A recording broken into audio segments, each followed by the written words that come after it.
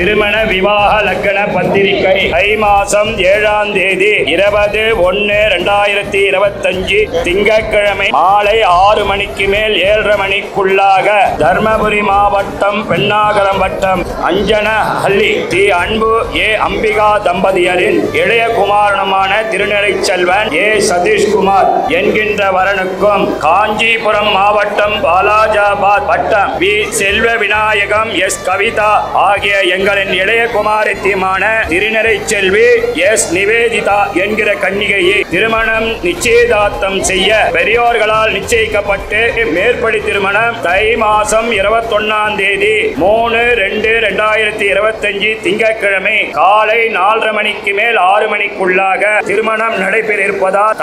தங்கள் சுற்றும் நட்பும் சூழ வருகை தந்து மணமக்களை வாழ்த்தியருட அன்புடன் அழைக்கிறோம்.